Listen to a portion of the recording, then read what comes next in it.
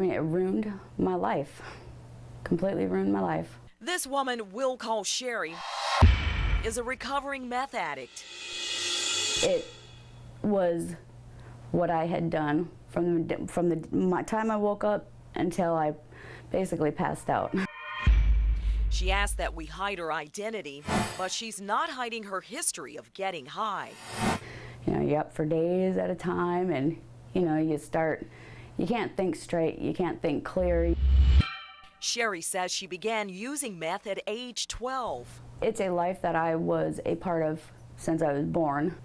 You know, I remember being on the other side of a curtain, you know, when I was little. My mother's in there making, you know, stove meth, basically, you know. My brothers and sisters would go crazy, running around, acting foolish, and that's because of the vapors. She thought she was escaping that life when she left her hometown in Minnesota and moved 1,500 miles away to eastern North Carolina. And here we are 10 years later, and it's huge. It's huge here, and it's terrible.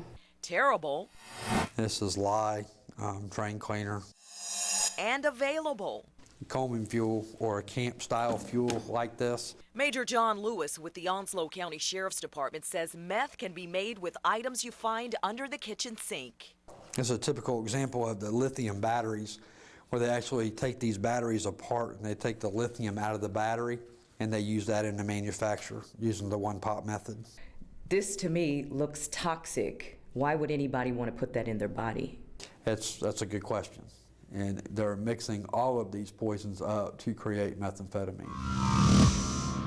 Another key ingredient in meth is pseudoephedrine, but you won't find it on pharmacy shelves. Instead, it's behind the counter, and you have to show a photo ID to get it. It's considered an upper, so it can be addictive.